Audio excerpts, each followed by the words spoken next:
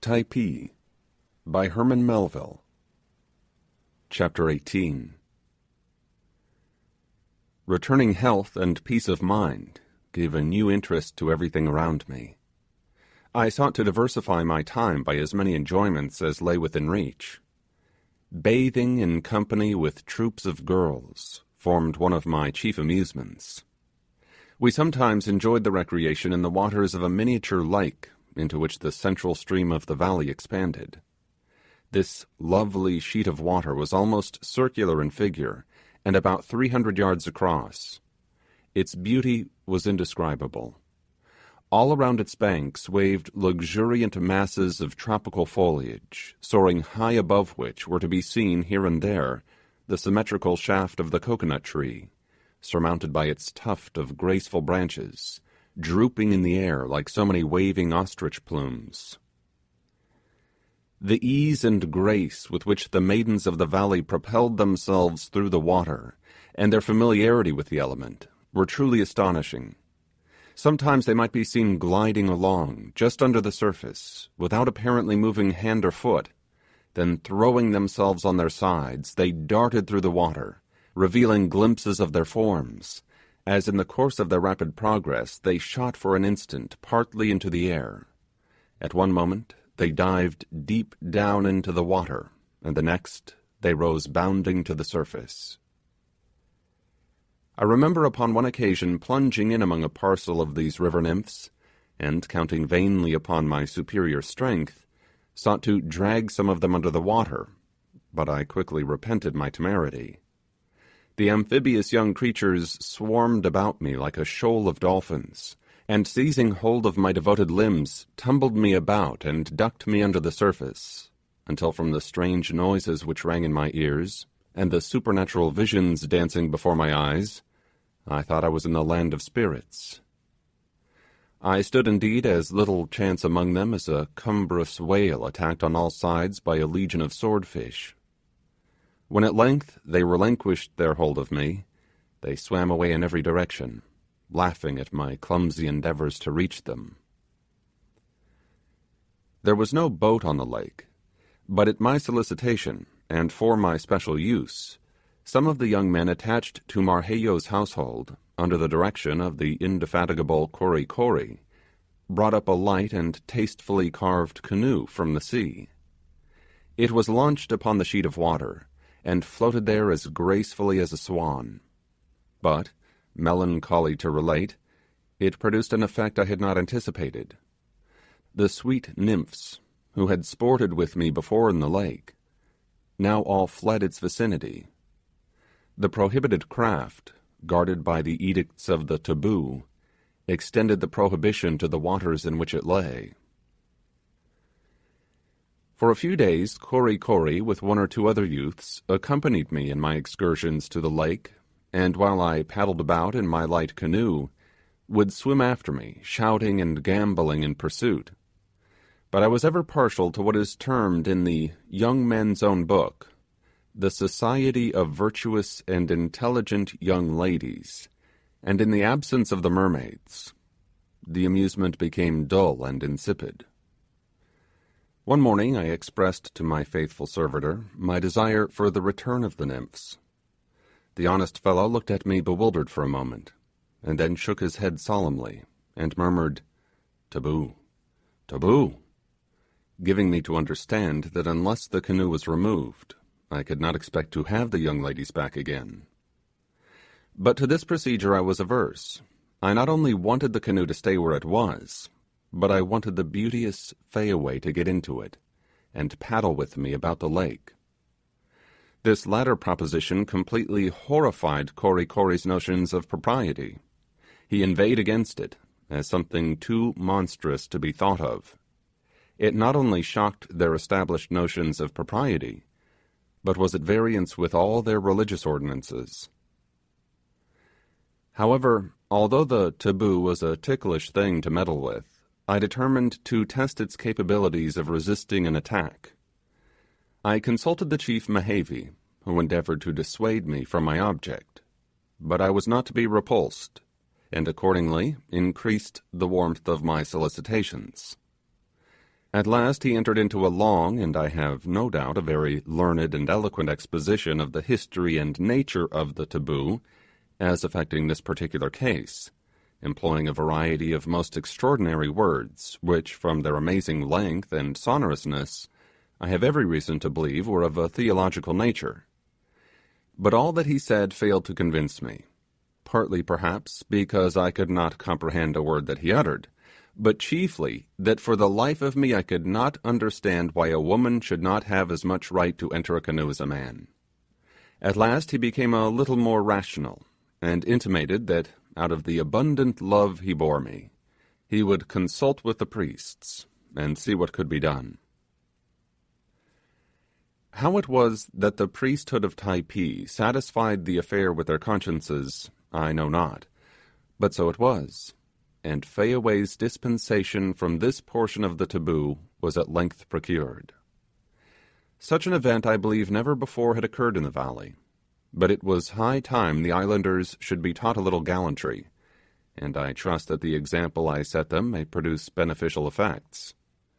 Ridiculous indeed that the lovely creatures should be obliged to paddle about in the water like so many ducks, while a parcel of great strapping fellows skimmed over its surface in their canoes. The first day after Fayaway's emancipation, I had a delightful little party on the lake, the damsel, Kory Kory, and myself. My zealous body servant brought from the house a calabash of poee poee, half a dozen young coconuts, stripped of their husks, 3 pipes, as many yams, and me on his back a part of the way. Something of a load, but Kory Kory was a very strong man for his size, and by no means brittle in the spine. We had a very pleasant day. My trusty valet plied the paddle and swept us gently along the margin of the water, beneath the shades of the overhanging thickets.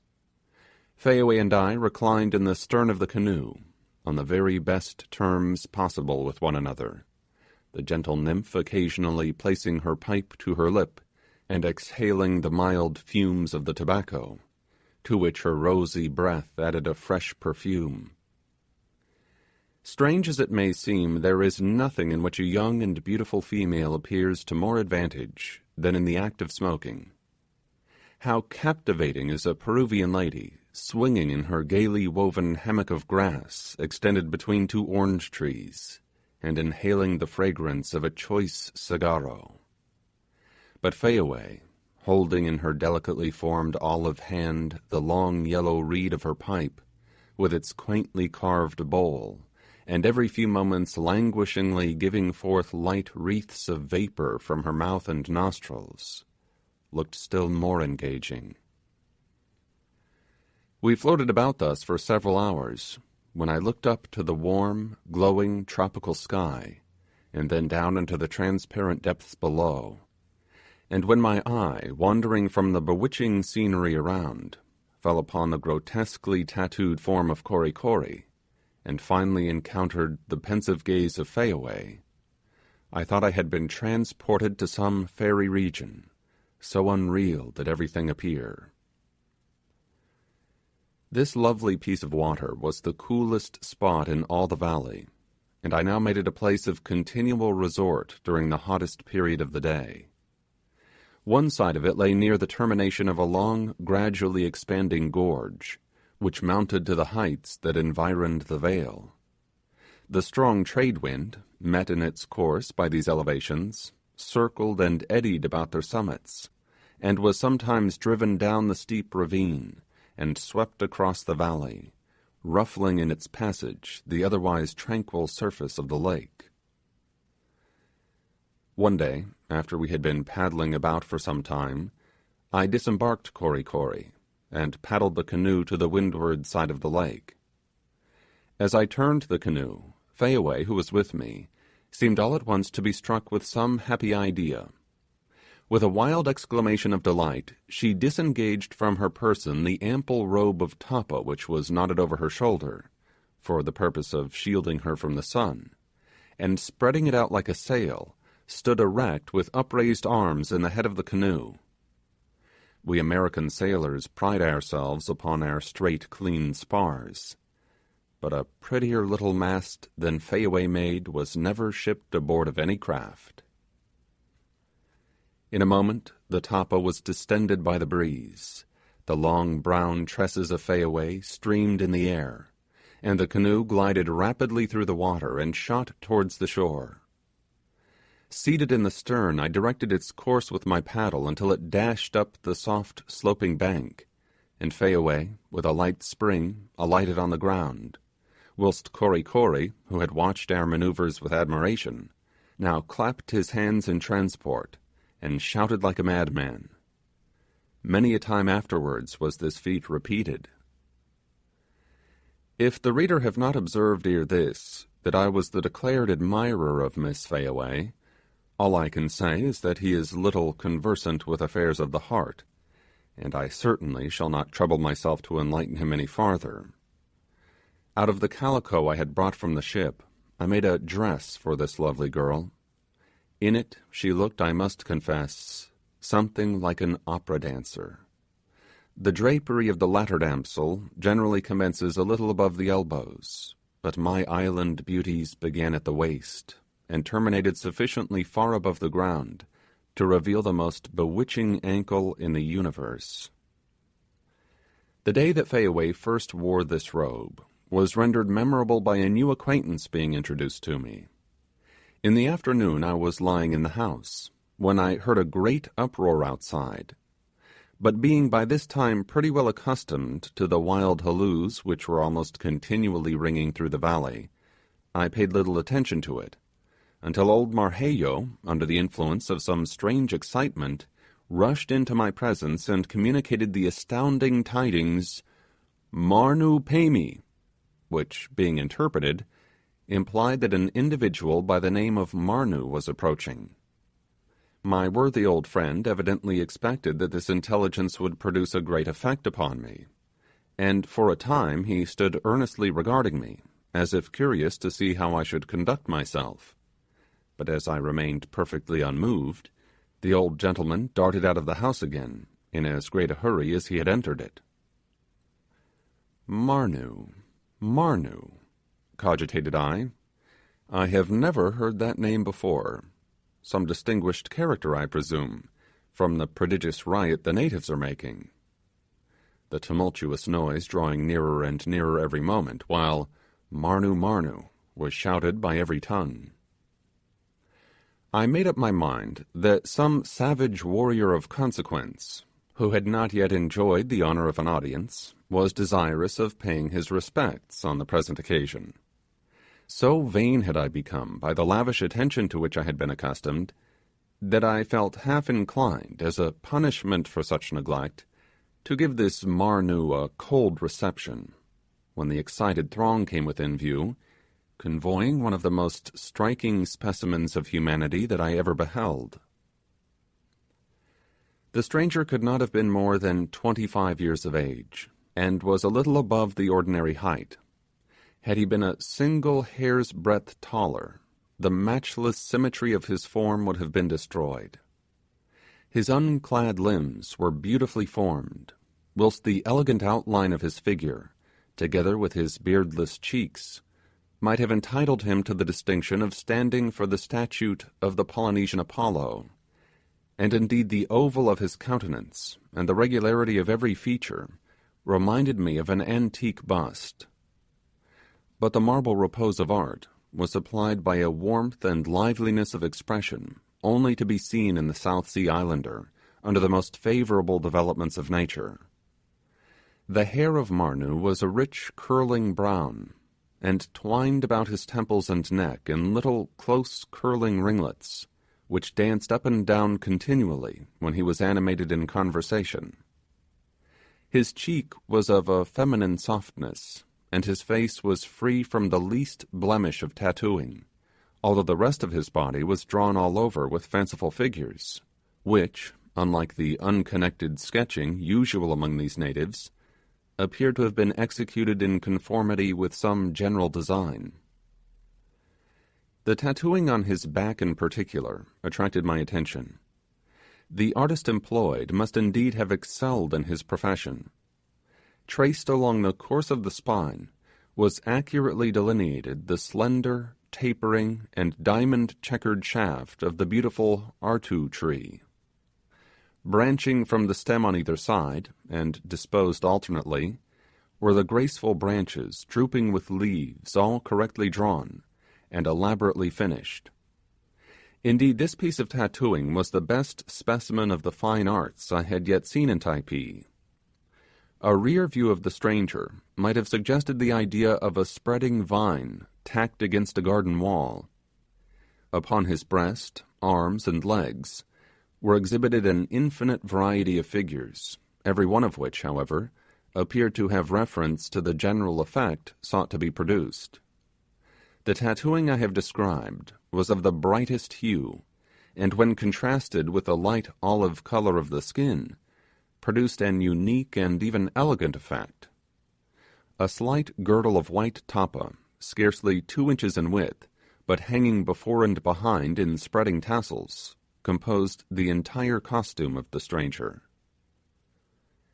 He advanced, surrounded by the islanders, carrying under one arm a small roll of the native cloth, and grasping in his other hand a long and richly decorated spear. His manner was that of a traveller conscious that he is approaching a comfortable stage in his journey. Every moment he turned good-humouredly to the throng around him, and gave some dashing sort of reply to their incessant queries, which appeared to convulse them with uncontrollable mirth.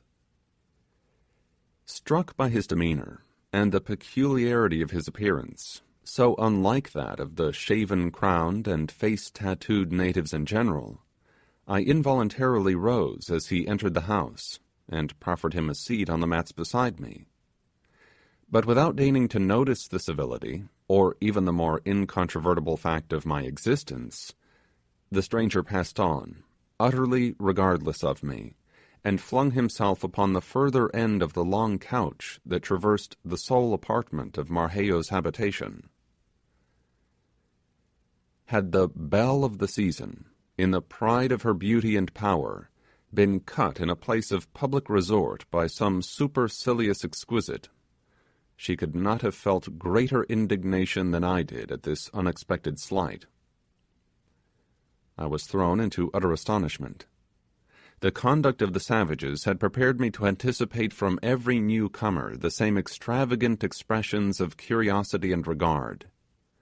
The singularity of his conduct, however, only roused my desire to discover who this remarkable personage might be, who now engrossed the attention of everyone. Tinor placed before him a calabash of poe-poe, from which the stranger regaled himself, alternating every mouthful with some rapid exclamation, which was eagerly caught up and echoed by the crowd that completely filled the house. When I observed the striking devotion of the natives to him, and their temporary withdrawal of all attention from myself, I felt not a little piqued. The glory of Tamo is departed, thought I, and the sooner he removes from the valley the better. These were my feelings at the moment, and they were prompted by that glorious principle inherent in all heroic natures, the strong-rooted determination to have the biggest share of the pudding, or go without any of it. Marnu, this all-attractive personage, having satisfied his hunger, and inhaled a few whiffs from a pipe which was handed to him, launched out into an harangue which completely enchained the attention of his auditors. Little as I understood of the language, yet from his animated gestures and the varying expression of his features, reflected as from so many mirrors in the countenances around him, I could easily discover the nature of those passions which he sought to arouse. From the frequent recurrence of the words Nukahiva and Franny, French, and some others with the meaning of which I was acquainted, he appeared to be rehearsing to his auditors events which had recently occurred in the neighbouring bays. But how he had gained the knowledge of these matters I could not understand, unless it were that he had just come from Nukahiva, a supposition which his travel-stained appearance not a little supported. But, if a native of that region, I could not account for his friendly reception at the hands of the Typees. Never, certainly, had I beheld so powerful an exhibition of natural eloquence as Marnu displayed during the course of his oration.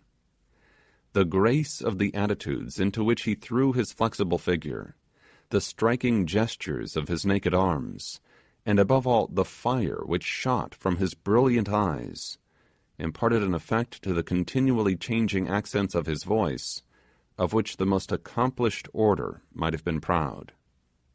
At one moment reclining sideways upon the mat, and leaning calmly upon his bended arm, he related circumstantially the aggressions of the French, their hostile visits to the surrounding bays, enumerating each one in succession: Hapar, Puerca, Nukuhiva, Tior, and then starting to his feet and precipitating himself forward with clenched hands and a countenance distorted with passion, he poured out a tide of invectives.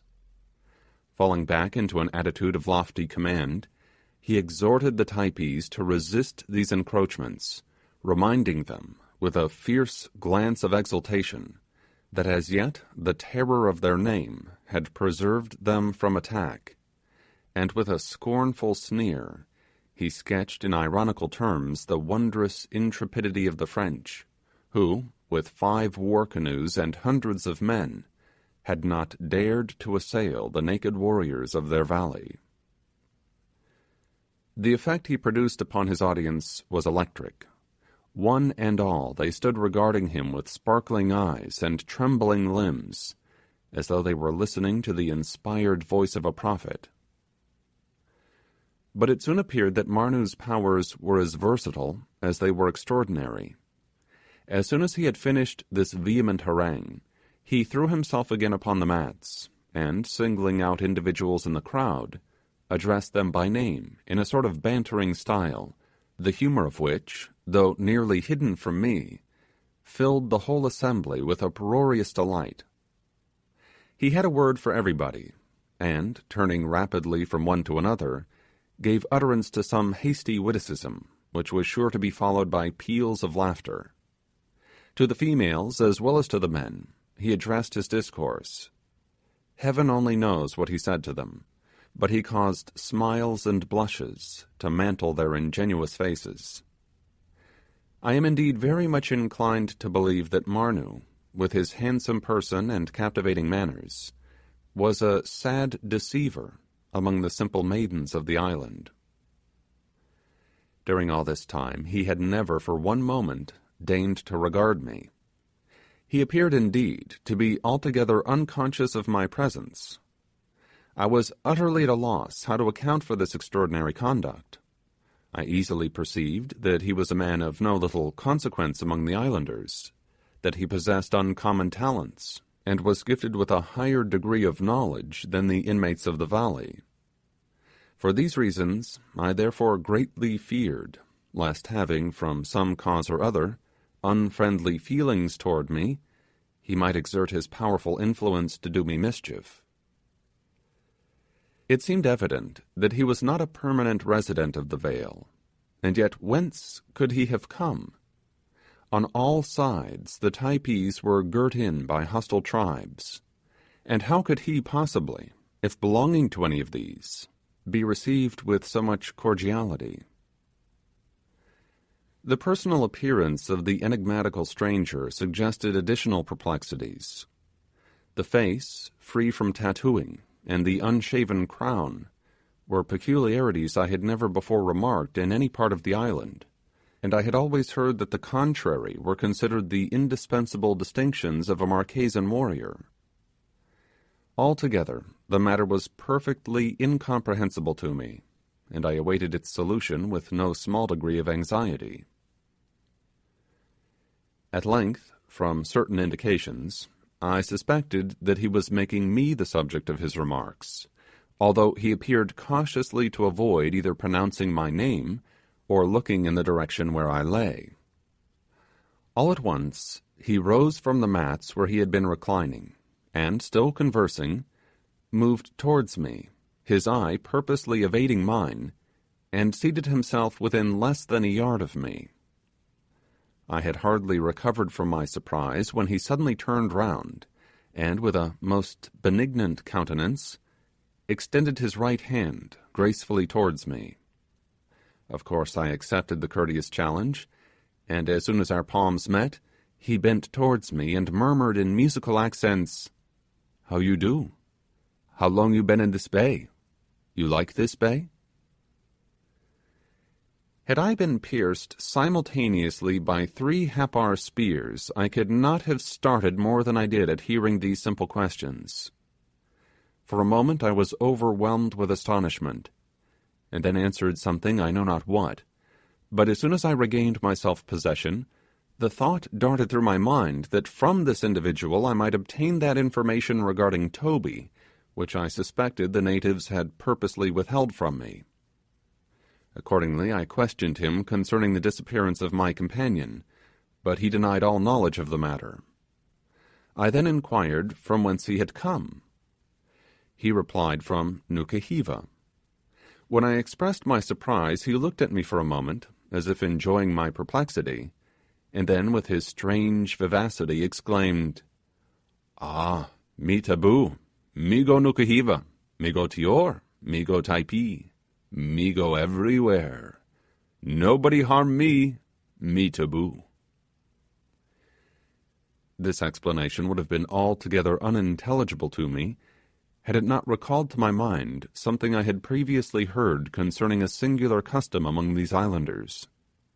Though the country is possessed by various tribes, whose mutual hostilities almost wholly preclude any intercourse between them, yet there are instances where a person having ratified friendly relations with some individual belonging to the valley, whose inmates are at war with his own, may, under particular restrictions, venture with impunity into the country of his friend, where, under other circumstances, he would have been treated as an enemy. In this light are personal friendships regarded among them, and the individual so protected is said to be taboo, and his person, to a certain extent, is held as sacred. Thus, the stranger informed me he had access to all the valleys in the island. Curious to know how he had acquired his knowledge of English, I questioned him on the subject. At first, for some reason or other, he evaded the inquiry, but afterwards told me that when a boy, he had been carried to sea by the captain of a trading vessel, with whom he had stayed 3 years, living part of the time with him at Sydney, in Australia, and that at a subsequent visit to the island, the captain had, at his own request, permitted him to remain among his countrymen. The natural quickness of the savage had been wonderfully improved by his intercourse with the white men, and his partial knowledge of a foreign language gave him a great ascendancy over his less accomplished countrymen. When I asked the now affable Marnu why it was that he had not previously spoken to me, he eagerly inquired what I had been led to think of him from his conduct in that respect. I replied that I had supposed him to be some great chief or warrior, who had seen plenty of white men before, and did not think it worth while to notice a poor sailor. At this declaration of the exalted opinion I had formed of him, he appeared vastly gratified, and gave me to understand that he had purposely behaved in that manner in order to increase my astonishment, as soon as he should see proper to address me. Marnu now sought to learn my version of the story as to how I came to be an inmate of the Typee Valley.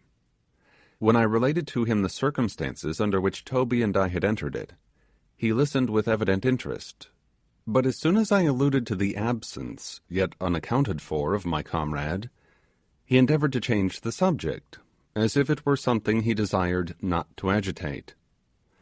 It seemed indeed as if everything connected with Toby was destined to beget distrust and anxiety in my bosom. Notwithstanding Marnu's denial of any knowledge of his fate, I could not avoid suspecting that he was deceiving me, and this suspicion revived those frightful apprehensions with regard to my own fate, which for a short time past had subsided in my breast. Influenced by these feelings, I now felt a strong desire to avail myself of the stranger's protection, and under his safeguard to return to Nukuhiva. But as soon as I hinted at this, he unhesitatingly pronounced it to be entirely impracticable, assuring me that the Typees would never consent to my leaving the valley. Although what he said merely confirmed the impression which I had before entertained, still it increased my anxiety to escape from a captivity which, however endurable, nay, delightful, it might be in some respects, involved in its issues a fate marked by the most frightful contingencies. I could not conceal from my mind that Toby had been treated in the same friendly manner as I had been, and yet all their kindness had terminated in his mysterious disappearance. Might not the same fate await me? A fate too dreadful to think of. Stimulated by these considerations, I urged anew my request to Marnoo, but he only set forth in stronger colours the impossibility of my escape, and repeated his previous declaration that the Typees would never be brought to consent to my departure. When I endeavoured to learn from him the motives which prompted them to hold me a prisoner, Marnoo again assumed that mysterious tone which had tormented me with apprehensions when I had questioned him with regard to the fate of my companion. Thus repulsed, in a manner which only served, by arousing the most dreadful forebodings, to excite me to renewed attempts, I conjured him to intercede for me with the natives, and endeavour to procure their consent to my leaving them. To this he appeared strongly averse, but, yielding at last to my importunities, he addressed several of the chiefs, who with the rest had been eyeing us intently during the whole of our conversation.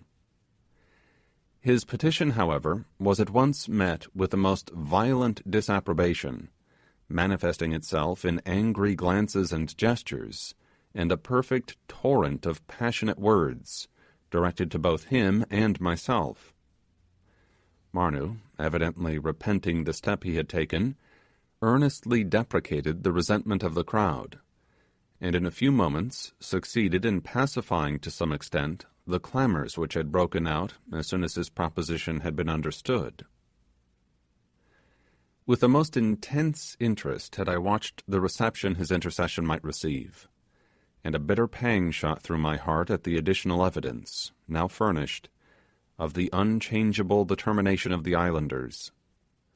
Marnoo told me, with evident alarm in his countenance, that although admitted into the bay on a friendly footing with its inhabitants, he could not presume to meddle with their concerns, as such a procedure, if persisted in, would at once absolve the Typees from the restraints of the taboo, although so long as he refrained from any such conduct, it screened him effectually from the consequences of the enmity they bore his tribe.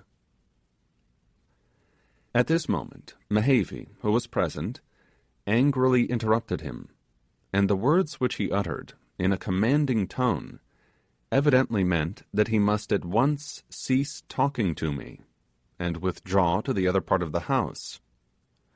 Marnoo immediately started up, hurriedly enjoining me not to address him again, and, as I valued my safety, to refrain from all further allusion to the subject of my departure. And then, in compliance with the order of the determined chief, but not before it had again been angrily repeated, he withdrew to a distance. I now perceived, with no small degree of apprehension, the same savage expression in the countenance of the natives which had startled me during the scene at the tea. They glanced their eyes suspiciously from Marnoo to me, as if distrusting the nature of an intercourse carried on, as it was, in a language they could not understand, and they seemed to harbour the belief that already we had concerted measures calculated to elude their vigilance. The lively countenances of these people are wonderfully indicative of the emotions of the soul, and the imperfections of their oral language are more than compensated for by the nervous eloquence of their looks and gestures. I could plainly trace in every varying expression of their faces all those passions which had been thus unexpectedly aroused in their bosoms. It required no reflection to convince me, from what was going on, that the injunction of Marnu was not to be rashly slighted, and accordingly, great as was the effort to suppress my feelings, I accosted Mehavi in a good-humoured tone, with a view of dissipating any ill impression he might have received. But the ireful, angry chief was not so easily mollified. He rejected my advances with that peculiarly stern expression I have before described, and took care by the whole of his behaviour towards me to show the displeasure and resentment which he felt. Marnu, at the other extremity of the house, apparently desirous of making a diversion in my favour, exerted himself to amuse with his pleasantries the crowd about him. But his lively attempts were not so successful as they had previously been, and, foiled in his efforts, he rose gravely to depart.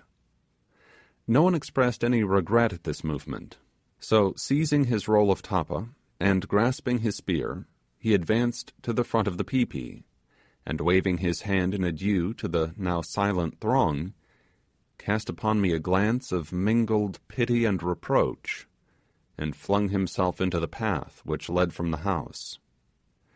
I watched his receding figure until it was lost in the obscurity of the grove, and then gave myself up to the most desponding reflections.